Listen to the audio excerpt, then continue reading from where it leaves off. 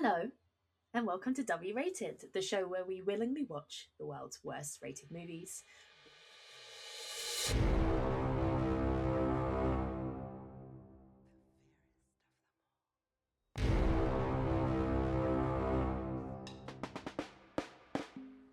We are back in our Razzie season, our road to Razzies, and this is our very, very first episode. We're kicking off with the dual top nominated film, so one of two, and it is Snow White. That's Disney's Snow White, yes, the live remake. When will they end? They never will, because then they'll just go back round in a circle. The snake that eats itself. They were almost going to end because this did so badly, but then Lilo and Stitch did so well. Then they're like, haha, JK, we'll keep Did it actually do well? Lilo and Stitch did, amazingly well, money-wise. Interesting. I don't really pay attention to that too much. Do you know how huge Stitch is in Asia? Oh, well, I know how huge Stitch is generally, so that makes sense. So there are separate, Stitch cartoons and things that only ever aired abroad because of how, obsessed they are. So not even, the ones that we had? No, extra ones. So they remade Lilo and Stitch, I believe, with either maybe a Chinese girl at the centre. Oh, really? There were two. So there are many Asian-themed remakes and spin-offs, including Stitch and I, which is a Chinese series, and a Japanese series just called Stitch. And a lot of them are just the original story retold, but without Lilo, because they go off with an Asian child. He's just huge. He's a huge phenomenon. So that film did really, really well. And so what they learned is just don't remake the classics, remake the films that only came out in the last 10 to 15 years. Or that can get them a lot of merch money. Money. So yeah, Snow White is their very, very first animated film that they ever did. So quite expectedly, there was a bit of controversy around this, but from the very beginning. Less so that it was being remade, and more so that Disney tried and failed. They went woke and they went broke. That's not the only time I've ever laughed at that phrase. Yeah. But it's true, and you know why? Because they tried to please everyone, and you can't do that. So in pleasing everyone, they got 6 noms. We got Worst Picture. We have Worst Director for Mark Webb. We have Worst Supporting Actor, all 7 artificial dwarfs. We have Worst Screen Combo, all 7 dwarfs. And we have Worst Remake, Ripoff or Sequel. And Worst Screenplay, which was written by Erin Cressida Wilson. And a bunch of others too numerous to mention, drawing from the original fairy tale by the Brothers Grimm. It's the official nomination. Interestingly, though, the dwarves are never called dwarfs. They are not ever referred to in the movie as dwarves. Right. And that's why it's called Snow White and not Snow White and the 7 Dwarfs, because they are not dwarfs. They're mysterious, mystical woodland creatures. Yeah, and that's basically what the controversy was about. They tried to bring it into a more modern retelling by updating the elements of let's be quite honest, a little bit of creepiness regarding strangers not knowing each other, kissing people that are kind of medically dead, that kind of thing that, your mileage varies. You're able to take it as a fictional thing, and you teach your kids that in the real world maybe that's not appropriate, but most people can kind of get that. But if you're a multi-billion-dollar business who's then putting it out into a film, there's a level of responsibility, and they wanted to address that. However, they let Rachel Ziegler take the brunt of that message, and she got scapegoated hard. She's not a well-liked individual from one side of the public eye, because she is a very confident, and she should be, talented woman of colour who has opinions and isn't afraid to say them. And to be honest, they're not even crazy opinions. So, Disney had a line about why they wanted to update it, and it's, in Obama's America, this would have been fine. This is where, do you know what I mean? That period of time where we'd made progress, people wouldn't have batted an eye at the fact that we're taking an animated film from 1937, I think, to 2025, and it's also going to be, I don't know, like an hour longer, we are going to maybe, I don't know, update it, flesh it out, add things, make the titular character have a little bit more personality and a backstory. Like, why people aren't mad about that, they're just mad about how it's packaged and the political tensions. Yeah, I don't that think surround it. I don't think it helped anyone that this is the first princess live action since The Little Mermaid. If not the first live action since Little Mermaid, I don't know if I missed any in between there. But The Little Mermaid also had a racial recast in that we had a black Ariel in Halle Bailey, who I thought, while I didn't like that film, she completely innocent. She did a lovely performance. She was really good. Her singing voice is beautiful. So I don't think it helped that it was like 2 for 2 that they were racially recasting. It shouldn't matter. It didn't matter to me, but a lot of people on the internet got really mad about it. And so pretty much from the moment the casting was announced, people were ready to burn. Yeah, she had a target. Disney did, from things that I've read, unsubstantiated, but things that I've read, they gave her as little help as they gave Halle Bailey. She got a lot of attacks. And also, might I add, who is the actress? Is it Kelly Marie Tran from Star Wars? From Star Wars, also yeah. Owned by God Disney. forbid an Asian woman had a central part in a movie. God forbid. So yeah, people were ready. Like, any announcement around this movie was met with controversy. Any set photos were met with controversy. Some of the set photos did look bad. I can understand that.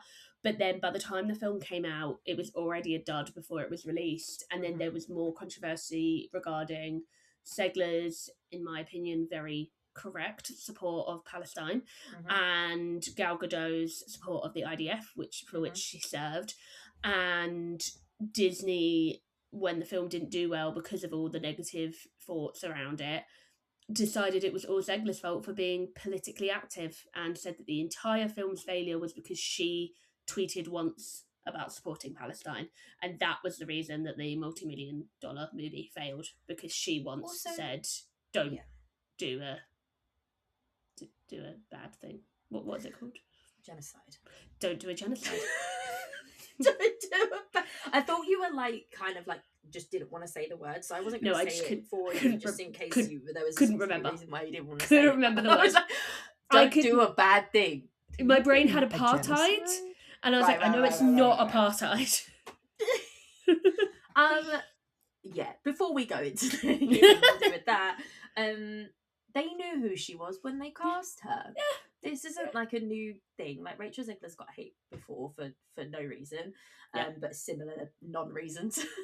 Yeah, and I mean, that's not even the third controversial thing, which was around the quote-unquote dwarves, not dwarves. I mean, that's one we do need to discuss because of the 2 nominations for the final outcome of the dwarfs. I think that's one. I don't know how much we need to go into the Gal Gadot and Rachel Zegler of it, in that neither of them, funnily enough, got nominations, which I was very, very surprised about. I've been saying, like, I hadn't watched this because I missed it when it came out in the cinema. I don't tend to go and see these films in the cinema unless a friend wants to go, and I'll go with them, but I don't choose to go and see them. And when people were asking if I'd seen it when it went on Disney Plus, I was like, it's going to be in the Razzies, so I'll just wait to watch it. I was really surprised this morning as I queued it up to notice that neither of the lead actresses got noms, because I thought they were sure bets, so I would have put money on it. Oh my god, especially Gal Gadot, like the amount of people clipping her performance as memes and just it's wild. Like, I'm sure we'll be happy to talk about why we think that probably is not often we go, actually, I think this person should have got a Razzie nomination, but it's interesting because I thought she wasn't as bad as I expected her to be, because I had heard so much. I do agree. But I think she was correctly cast visually. Visually, she had the moves, she had the angularness, she had the beauty, but she doesn't have the voice for the singing, and she doesn't have that campness. Like, I made a note, like, imagine, what's the name? So, Pat Carroll, who's the original singing voice of Ursula. Imagine her singing those songs. It would have been amazing. But Godot just doesn't have that campness in her. I don't think she has the range to do that. And so I think that is also where a lot of the negative feedback for her performance came. And it's not the first time she's been dragged for her acting either, so it's hardly a surprise. Has she been nominated? She must have been nominated for Razzies before. I don't know if she has. Was she in 365? I'll do a little scroll of that quickly. No, I don't but people hated her in Death on the Nile. Yes. And then she was controversial in Wonder Woman. People were like half and half on her. So like her acting has come up in negative ways before. That's why I thought she was a shoo-in, to be honest. Yeah. It doesn't look like she has ever been nominated for a Razzie, actually. Which is crazy, because she's just like universally lauded, well, like the opposite, whatever the opposite of loud is. Or does it still work for a negative? I don't know. People hate her for her acting. Yeah. But I agree. I did enjoy, maybe a strong word. I was intrigued watching her, because it was like, oh, okay, actually, I'm experiencing what the actual performance is like, rather than a clipped version that's for laughs or whatever. I think she tried. I do think she really tried, but she was miscast because she doesn't have the gravitas. Yeah. She has the still beauty, like, but it's, there's no oomph there, is there? So she tried with the campiness, but it just didn't land. And she doesn't have that. So as I was watching this, I would say I really actually quite enjoyed this film, because of how musical theatre it was, and most of the actors are musical theatre stars. The songs were written by people who wrote Dear Evan Hansen. I was surprised to know that, actually. That was really interesting. Well, because when I was listening to the songs, I was like, these are really good songs. I feel like these should be on Broadway. And then I was like, oh, okay, that makes sense. But so she just doesn't have that theatre actor stage camp vibe, whereas everyone else does. So it also really sticks out. Yes. Yeah. She can't. She's not on the same level. She's not in the same fighting level as everybody else. But the songs they were quite catchy. I was enjoying them. But just to echo your point, and we say this all the time. I particularly say this all the time. Is if you set me up, there's something is going to be terrible. Chances are, and like sucks to be you, it's kind of your fault if you want me to hate it too. If you've been like, is it hyperbolic or it must hyperbolic? Be hyperbolic. I say hyperbolic. But it's hyperbole. Oh. I don't know. You know what I mean.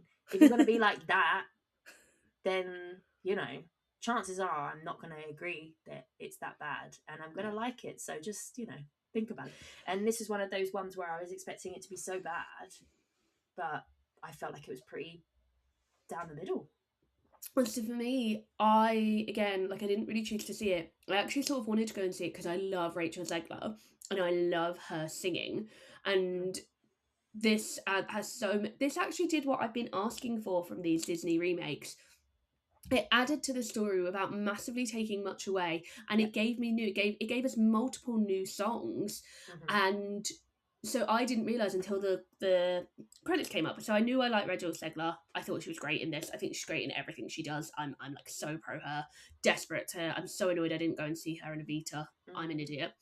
Because I could have got tickets, so I don't know why I didn't. And then by the time actually I realised what a fool I was, then you couldn't get tickets. Idiot.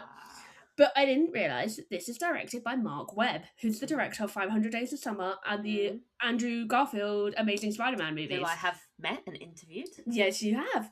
But so I love him. I love him as a director. So then that was like, okay, maybe that's why I enjoyed it. And then as I mentioned, it's Benj Pasek and Justin Paul are the writers of the songs who have written the songs for La La Land, my favourite movie of all time, Greatest Showman, my most listened to soundtrack on Spotify, really good beats for working to. I don't know what it is. And then they wrote the songs for Dear Evan Hansen on Broadway and then later for the movie. So like they are so high caliber and I love all of their work. So I was like, oh, okay, like this movie was kind of set up for me. And then it made sense as to why I quite enjoyed it.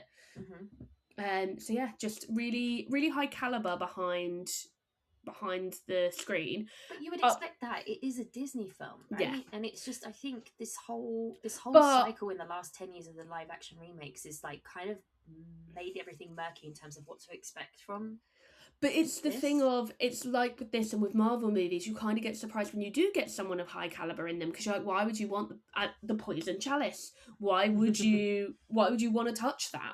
At this point, yeah, because the Yeah. thing is that both Disney and Marvel, who own Disney, Yeah. the other way around, you know, they've been going for so long, they've got a legacy. You know, they used to be so well loved, and they still are, but the quality of stuff has dropped to up the quantity. So it's almost like, what is the brand now? What do Mm-hmm. people genuinely feel about it? Because I know It's how content. It's content. yeah, it's changed in this world. So it is funny how, you know, what I've just said to you about, well, it is Disney, and I'm like, but it's not the Disney of now. That's the Disney of then that they would get the high caliber, but it's like not what we expect now, really. But I agree. I did enjoy it way more than I thought. It wasn't. I don't think it was something for me particularly. I did watch it on Disney Plus. I do wonder if I'd enjoyed it more if I went to the cinema, because I'd have the songs through the speakers, and I did think it looked good. Considering a lot of it was probably quite heavy CG, even the landscapes. Oh, my mic just fell down. Sorry. My mic disagrees. But you know, for reasons that we'll go into, it didn't work in a positive way. It worked in a neutral way for me. Yeah, like I really had a nice time watching it, but I'd struggle to give it more than 3 stars because I can see all the flaws. But I enjoyed myself, and I imagined little girls really enjoying themselves watching it. I can see it being a pleaser for a younger audience, which is probably what they're going for. Yeah, I would say that. I would And love they to don't know care what the kids' about reactions are. controversy. Like they don't care what people are talking about. They don't know about these things. No, I thought you meant Disney. Then I was like, yeah, they don't. No, I meant the little children. Yeah, no, I would love to know what they thought, because at the end of the day, that's who they want. Yeah. That's the target audience, right? Yeah. Although in the way that things are with the whole Disney adult millennial Arrested Development thing, you wouldn't be wrong for assuming that perhaps we've got it wrong along the way, that actually we're the audience. Well, that was actually like when I was doing some research, I was like looking at a few random Reddit forums, because Reddit unfortunately is now one of the few places that's not AI coded, and one of the few reliable sources of just humans. But there was kind of an article from a website called Puck. It was behind a paywall, so I could only read the first half of it. But they were basically proposing the idea that like they never should have done Snow White, because Snow White is revered, not enjoyed. Snow White is so important to Disney and to people because it's such an important piece of movie history and Disney history. But realistically, there's not that many people who Snow White's their favourite character. She doesn't appear on a lot of merch. She's part of the core 6 princesses, and she is the last of those core 6 that hadn't had her movie remade, which I think is why they did it. But people aren't clamouring for Snow White, even though we've had multiple revisions of her. I mean, in 2012, there was Mirror, Mirror and Snow White and the Huntsman. But she is probably one of the least popular Disney princesses. And so then following the success of Lilo and Stitch, they were proposing that, like, realistically, remakes now, like I said earlier, are all going to be from the last 10 or 15 years. Someone was proposing that they think Tangled will be as far back as they go now in their remakes. Which was what, like 2009? No, it was later than that, actually. It was 2011, I believe, or maybe 10. Oh, Princess and the Frog was 2009, yeah. That's interesting though, because you think that would be backward, because like, well, they've only just come out. Like, look at Moana, for example. I mean, that's 10 years old though, so that's crazy. Like, and it is because Tangled is the next one that's been announced. They've just announced the cast, right. So have they? Yeah, it's 2. They might not actually be unknown, but I'd never heard of them, like relatively unknown, which I kind of prefer. They've not announced Mother Gothel yet. Interesting. But yeah, so Tangled, and I think they're trying to do Frozen, and Moana's nearly finished, so they are just doing kind of the modern Gen Z ones because no one wants to watch the old ones. Though they've mined a lot of their classic old ones, because as much as I adore Aristocats, I don't think anyone's asking for a live action Aristocats. Think that's the thing. It's just like, I'd love to like be a fly on the wall and like how they make decisions and why they pick particular ones. because it really does just seem like a throw it at the wall and see what sticks approach to remaking what they've already got in the vault, rather than thinking what appeals to people. Like this one, for example, like I don't know, like Emperor's New Groove or something like very specific to like the 90s noughties, that is a specific type of Disney adult age, and will specifically cast it based on who they like. Yeah. And that could probably work really. I just think the problem is that I don't get the impression that they are thinking about the target audience with each and having a bit of a diverse approach. No. They just think that they rule the world and can just remake it and just be like, oh, which they can, because they do, and they make money and they do it again. That's it. This is kind of one of the only real losses. Like, they all get critically panned, but they all make money. I think this is the only real money loser. Yeah, because as I was just saying and processing that, I'm thinking, well, yeah, because it's not about the art. No. It's not about how do we bring this story. They'll say this though, media training, bringing the story to a new audience in a new time, and all of that. But they don't care about that. But then as well, they did that with Snow White. They made her more independent. They made her more fair. They made her a ruler, and supposedly that's what people didn't like about this.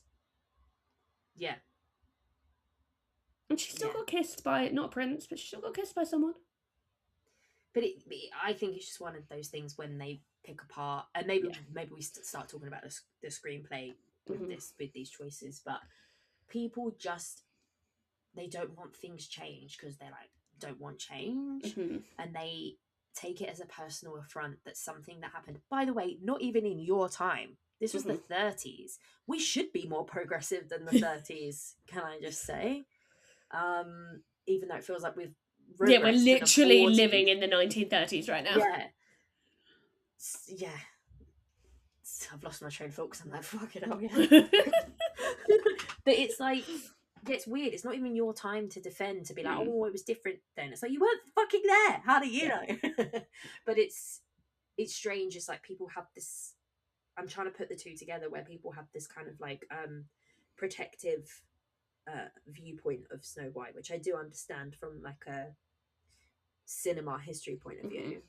But the people that genuinely think that, I don't think they'd even like, I think they'd be against all the live actions anyway, and then this would just be on the list. The people that were specifically angry about this were just wanted to be angry about something. They're review bombers.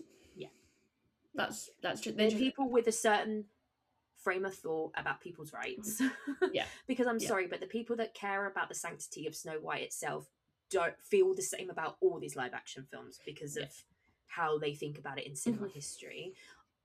There might be a crossover of these people. There probably is, but I don't think that that's the reason why these people are defending the original Snow White. One of the comments, when I was looking for like what went so wrong, one of the comments I saw was they cast a really opinionated actress who's nothing like Snow White, both in looks and in temperament. Oh, yeah. She's really self-opinionated and loud, and Snow White's meant to be meek and mild. It's like, have you heard of acting? And also, like, sorry you like your women vulnerable and small enough to be stepped on and just so they roll over for you. Like, why does that matter to you about that characterization? Like, that's what you've picked up on, and that's what you want to defend and bring into a film. And it's just weird. So you're outing yourself. Look at what you're defending. But yeah, like, there's a thing called acting, and that's what I'm saying. All of these people that have these opinions about stuff, I'm like, okay, but I know what I can understand. I believe I'm probably about 80% right on what your intention is with that, as opposed to just taking it at face value. Because the things that you're saying, okay, fine, it's a revered thing, blah blah blah. I was a bit confused with Snow White casting a woman of color, because I was like, oh wait, she's called Snow White though. But then it turns out, if you look at the Brothers Grimm original fairy tale, she wasn't called that because of the colour of her skin. She was called that because she was born on a snowy night. No, the original is because she was pale as snow. But then there was something else that I read that was like, there are other interpretations, and why can't we just have other interpretations? Like, this is what I can't get straight in my head, is what is the point in remaking something to make it exactly the same? That's it. And that's what I was saying. It's like this almost does what me and a lot of other people have been asking from these remakes is do something different, make a change, make positive change. And I feel like this is one they probably succeeded with the most. And it's Yeah. the one that people are mad at the most because people don't like change. But this is, and not to go too far down this general discussion, and I think that's why we were kind of like not hoping, but we were expecting to do a full episode on this for the regular podcast. There's a lot to talk about, especially with the like the behind the scenes. So I don't want to go too far into it, but I think there's a real friction point here where Disney are a business that's trying to survive. So they are trying to reflect the current market, which means they are pulling back on their what for the sake of like using a buzz term that people think is loaded, their DEI initiatives. Whether you see that as a positive or a negative phrasing of it, the intention behind those initiatives, they're pulling them back because they're not landing with people who are spending monies viewpoints in the same way. But they would easily turn that around if that was the case. And I think it's a very confusing time for them as a business because people are so divided. They don't know how to react to that. And I also think, I genuinely don't think people thought Trump would get elected for a second term. So imagine if we had Kamala Harris as the president of America and then we had a darker skinned Snow White and we had all of these things. We'd be living in a very, that's America, but we would be living in a very different world. But Disney is an American corporation. That's it. It's so it affects the whole world. Yeah, the way that their presidency goes. Yeah, and that's completely right. In that, I see it a lot with my work. Looking at brands and how they have to. It's political how they have to survive because certain brands are having to appease Trump in order to stay afloat. So it's a very complex, difficult thing. And Disney is such a behemoth that I think they are going to really struggle to maintain their authentic ethos of what perhaps they had maybe before, because there was real progression early. They used to be more progressive than they are now in a lot of aspects.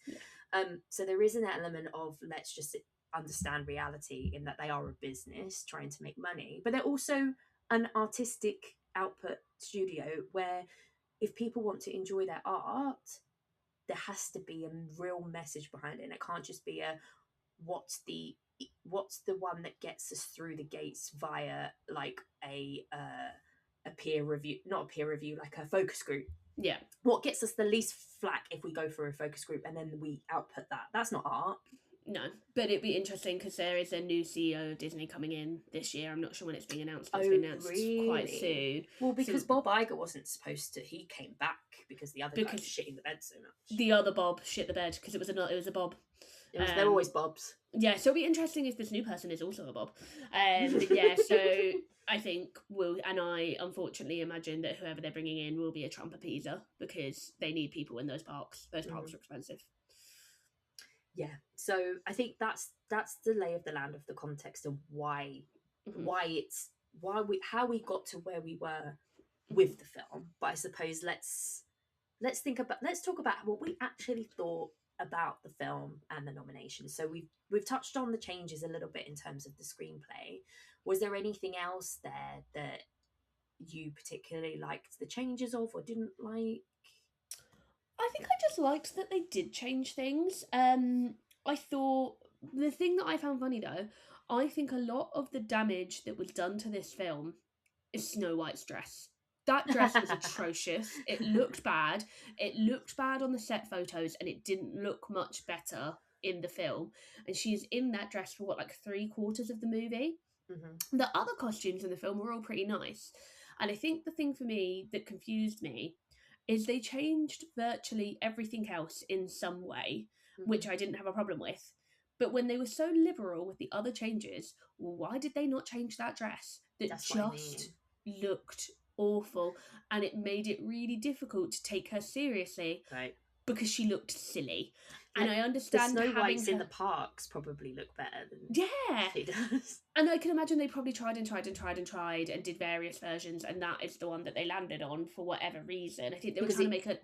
looks looked like cartoony, and they wanted yeah. to keep it. And the ballerina-y, iconics. her shoes were like little red ballet shoes, and so it was like a tulle kind of tutu skirt, but it looked bad, and she was in it for so long, and that really, really took me out I of really it. didn't like her hair either. I know they were trying to replicate Snow White, Yeah. but it didn't suit her. That whatever wig they put her in there, Yeah, I it don't think was. that was her hair. I got used it to the didn't. hair. But it's like you have to can't just plonk something on and be like, right, this is how it looked. Yeah. And And it just, and I think the dress could have worked if everyone else was in similar style outfits, but the rest of everyone else was kind of in normal clothing. So it just really stuck out, and not in a she's a princess way, just in a that doesn't work. Like when you think about Enchanted, she is wearing princess-esque dresses for the whole of Enchanted, walking through New York, but they managed to make it work. Whereas in this, yeah, she just completely stuck out. And then the other, so I think that was some of the issue. And then the other change is that they get rid of Prince Charming, and they have Jonathan, who is a bit of a freedom fighter. Jonathan is Flynn Rider. And I found myself wondering, did they just want to make Tangled? Because this was a movie about a young woman living with an evil stepmother who goes out into the forest and learns about life because she's been completely sheltered, and falls in love with a rapscallion bandit, and then returns to reclaim her throne. And she's a lost princess that everyone thinks is dead. And there's a scene with fireflies that was incredibly reminiscent of the lanterns. And Jonathan just is really, he looks like Flynn Rider. I felt his character is very like Flynn Rider, and I felt myself wondering, did they just want to make Tangled? Maybe they just knew that was like a blueprint they could fall back on, because it's like appeases everyone in terms of like the kind of, I don't know, how the story. I liked him, but I just kept waiting for him to say, they just can't get my nose right. I was just like, this is just they've just picked him up and put him in this film. Well, I think that was a very easy way for them to be like, well, would you guys about the kiss, we just won't do Prince Charming then. Yeah. And it's just like, well, okay, but then it just feel like you've taken an easy out by probably the copy of what did work in a more recent one. So it's just like, the sentence I keep coming back to, Claire, is, what are we doing here? Like, to what end for all of this? But I did think him and I can't remember who he was played by, but I thought he and Zegler did have good chemistry. I agree. He's a Broadway actor, which again made so much sense. Their songs together, their love duet, whilst being very reminiscent of the Lanterns and Tangled with fireflies, I was like, damn. And it really reminded me of that song from Twilight, the 1,000 Years song. Oh yeah. I really felt like there was like some real matches there. And it reminded me of Dear Evan Hansen as well. And then I found out the same writers. I was like, look at me, I'm so smart. But yeah, I thought they had great chemistry. I thought they both had great singing voices. I was fine with all the changes. I don't want to say I was pro, but they didn't annoy me. Yes, I feel like, I know the original Snow White film fairly well. I feel like what they did add to it didn't feel forced in terms of the backstory or bringing it up to the modern, especially with the controversy. I'm like, this is just creating, this is just fleshing out what would have, like, listen, they would have done that in 1937 if they could have afforded to. Yeah. They couldn't afford it to do that because the process was so expensive. Yeah, they didn't have the money for an extra half hour. They didn't make Snow White meek and whatever for the sake of, well, maybe a little bit of women's rights at the time, but they mainly did such a scrimped storyline, not because those people didn't deserve a story. It's just because it was the first feature-length animated film. And it had never been done. And like, that's like saying that, like, oh, do you know what? Actually, these people don't deserve characterization, because that film where the train comes at the screen, none of those people had a backstory. Like, come the fuck on. That's all I'll say on that. But yeah, I think all my other notes are specifically about the dwarfs / not dwarfs. Apart from, randomly, I left it playing while I was writing up my notes. Edgar Wright got a special thanks at the end of the credits. I love looking at the thanks at the end, because they always mention someone really random. I'm like, what was Edgar Wright doing? What was he up to? In the film as is of itself, as I've said before, like, I think it's pretty neutral. Like, it's one of those ones where it's hasn't really brought me anything new. I didn't feel like I took away anything new. The story is very like done before. I liked the songs. It looked impressive to a certain point, but only so much where it's just like, okay, this is all CG and that's great, but I didn't get any like tangible feeling, you know. So it's just a well made film, inoffensive to me. Around other than that, separate point. I didn't think Gal Gadot was rightly cast. I think everyone else did, and I think if you take away all the controversy in the background and the context, I actually think that this would have been better as a Broadway musical than a film. But yeah, because it is a film, fine. But I actually think with the music and you know, the acting and everything, I think it could have worked. And there wouldn't have been as much controversy with the casting, because Broadway casting tends to be more liberal. Obviously, there's controversy there. There's some current controversy with some casting in the musical Six at the moment, so controversy does exist. They have cast a trans woman as one of the wives of Henry VIII, and people are very upset because trans women aren't women. Not that was a quote, by the way. That was quoted. Not my opinion. But so yeah, they tend to be more liberal with casting, but there obviously everything has backlash, but not in the same way that I think. But even so, it's like, yeah, I think we've spoken at length now about the context and the implications of remaking a film like this, and I just think that the only reason that people think it's bad is because of that. I think otherwise, other than this next part, it's completely inoffensive, and I didn't really take any. I enjoyed it while I was there. It was a little bit of a slog. There were moments that were quite enjoyable and humorous, and I think that, you know, so it's like there's lots of nice. It was nice. It wasn't good and great. One of the nicest things, the little animal critters, the woodland creatures, adorable. The deer and the bunnies, I was like, my heart is melting right now. Yeah, so I don't think they did too badly with the CGI. There's just a lot of it. There's a lot of it. Yeah, like poor Zegler is on the screen by herself a lot. But yeah, I really, really enjoyed all the little woodland creatures, and I think that is also what reminded me of Enchanted, because it kept reminding me of Pip. Yes. And he eats the apple, and he's just like, hang on. And he goes, no, thank you. And she's got like sucking in this tiny way. He's like, no, thank you. He's like, sorry, we should have just watched Enchanted. I actually rewatched it like a few weeks ago, and it was great. My friends had never seen it. They were like, wow, they really are just stealing from all of their own films. And I was like, that's great. Cool. So the dwarfs / not dwarfs. They are nominated as dwarves. So they are, in the nominations, they are nominated for supporting actor and for worst screen combo, and they do credit them as the 7 dwarves, or the CGI dwarfs, I believe. All 7 artificial dwarves. Artificial dwarves.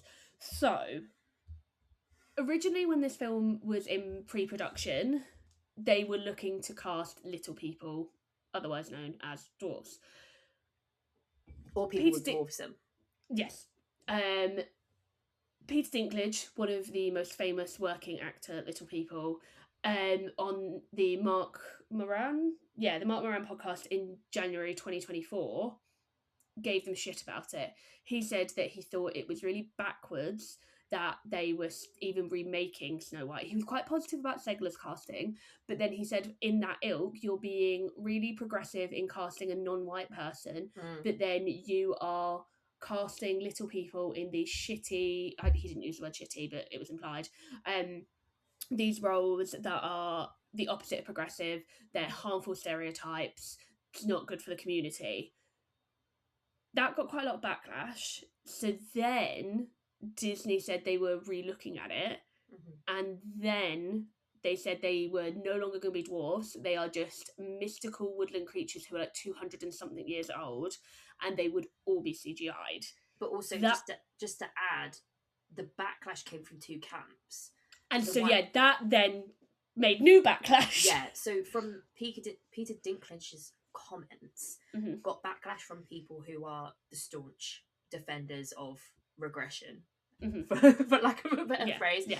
But then also there's a lot of backlash from other people in the little people / people dwarfism community who are like, well, hey, those were the only roles we'd get. So you've just lost 7 actors a paycheck, which when Yeah. it got announced, It's a complex it was CGI. issue, and I see Yeah. both sides, not the Well, people, that's it. So not I the read regressive people side, but there was a really good article which is worth reading on IndieWire about it. So yeah, the title of the article is Peter Dinklage said the 7 dwarfs are an insult, but the reality is more complex. Yeah. And they have a number of quotes from people from the little people community, as they call it in the article, which is why that's how I've been referencing it, about, you know, people had gone for auditions and were hoping to get the role, and then those roles were removed. They were voiced. One of them was voiced by a little person, but the rest were all voiced by non-disabled, non-affected actors. I'm not sure how to say that properly. People not from the community. Yeah. And it lost roles. So people were upset. People have also said that Peter Dinklage does not speak for that community on the whole. He very rarely advocates for that community. Right. And so people were a little bit annoyed the one time he has quote unquote advocated for the community, he's made it harder when we're in a time where we are regressing, as you said, in terms of those DEI things. So roles for little people, people with disabilities in any way, shape or form are getting less and less because that progression is slowing. But then some people are like, but it does make sense because even now, you know, there was one lady who gave a quote who said she's regularly stopped in the street and asked, oh, which dwarf are you? Are you dopey? Are you sleepy? That's what I mean. And it's so horrible. So it's there's no right or wrong. My suggestion of what could have been the best way forward for Disney to begin with was speak to the community. And that, so originally they said that's what they were going to do, and then they just announced but even that before, it was CGI. Even before, yeah, you have a chance for a backlash. Yes, speak because they're right. Peter Dinklage doesn't speak for everyone. He is part of that community. His opinion's valid. Yeah. But he doesn't speak for all of the community because he is a very successful actor and he doesn't have to worry about that kind of thing. And as it's been shared, perhaps only took it upon himself to say something that maybe, whether he did or didn't realize the impact it was going to make, if your intention isn't to always, you know, it's implied that his intention maybe wasn't to defend, but was just an offhand comment about stuff that annoys him. Yeah. Which he's allowed to have, but Yeah. the impact that it has, he has to potentially be a bit more forthcoming and thinking about that. But my opinion was, I really, really don't think that Disney, when they thought we're going to bring this into the modern age, this is an outdated stereotype, which they know because they have it as disclaimers on Disney Plus for all of that stuff. What can we do here? Let's speak to the people themselves. Yeah. I would bet money that they did not do that. They said they were going to do it after it all came about, and in my opinion, that's too late. Yeah. Because now you've shat the bed and it's all confusing and nobody knows nobody knew what the right thing to do then was, including Disney, which is how we ended up where we are. And I think they've somehow made it worse in that by making, they're not dwarfs, they never reference the dwarfs, but the original film, the original story is Snow White and the Seven Dwarfs. Everyone still references them as the dwarfs. Like, even if within the film you don't call them dwarfs and you try and make it thing that they're this 250-year-old magical woodland creature, you've made them look humanoid. You've given them 95% human features. You've given them 95% features of little people with dwarfism. You have made them look that way. So, but they did it on purpose, though. Yeah. Because this way that Disney have said, look, we're not doing this, we're not doing that, we're not calling them dwarves, so we're pleasing everyone. And it's just like, right. So but you've sort of made it worse then, because you're basically implying that people with dwarfism are mystical, magical creatures. Exactly. But it got so far down the road that it kind of fizzled out by that point, because the people that didn't want it changed kind of got what they wanted. Yeah. The people who were fighting against the lack of not accessibility, but opportunities, I should say, their voices got drowned out by the end. And it got completely overshadowed with more controversy about more different things. Yeah. Like, it's just a whole mess. And it comes back to the point of, why are you remaking a film from hundreds of years ago anyway? Make new stuff. Then you won't have this issue, because you're not recreating stuff from a time where people weren't treated right. Yeah. Yeah.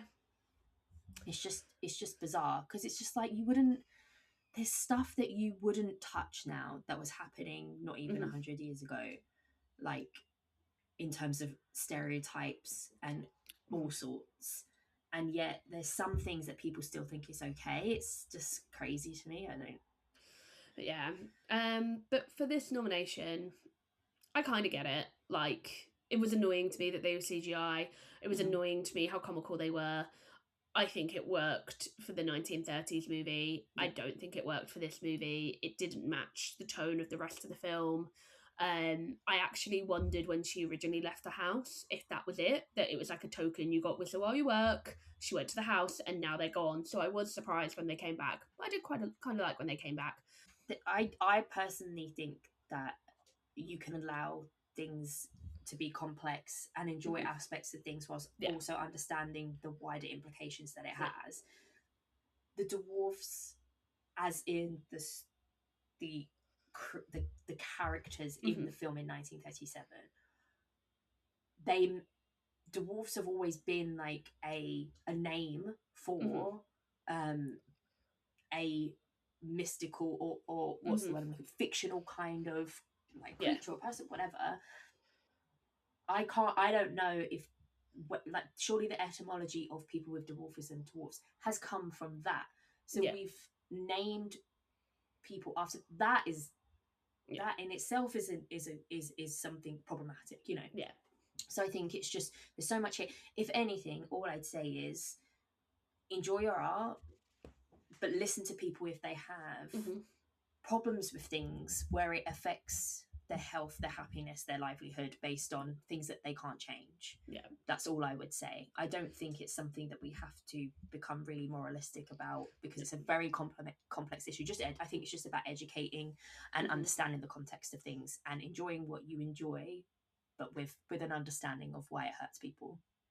Yeah, and I think that's exactly, like, to bring it all the way back to the start, I think that's where Dinklage's comment started from, in that he just said, why the hell are we remaking this a film that has been so hurtful to my community, that we've been, you know, bullied and laughed at for over nearly 100 years. Maybe we make something else. And as we kind of covered there, lo and behold, they it's probably crazy should have. because it's like, not to harp on and we can move on after this point, but you know, they've got, of all the films that they've got on Disney Plus, that they have a disclaimer at the beginning about how do they phrase it? I can't remember. This picture may show harmful stereotypes that we no longer agree with, but at the time of filming, we've left them in for, you know, historical accuracy or something like that. Say like Peter Pan, for example. I know that they've redone it in some forms or another multiple times. I think there was one recently specifically, which was the Disney live action version that went to Disney Plus, I believe. Really? Or maybe even I'm pretty sure it's called Peter Pan and Wendy, but that might be something separate. But yeah, I think so.